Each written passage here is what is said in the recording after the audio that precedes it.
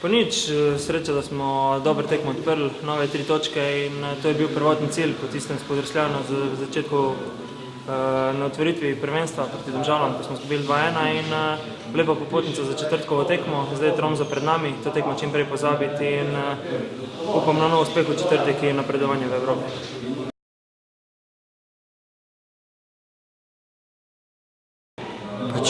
Super, prva zmaga v tej sezoni. Upam, da bomo tako nadaljevali. Zdaj že razmišljamo o novi tekmi na Norveškem.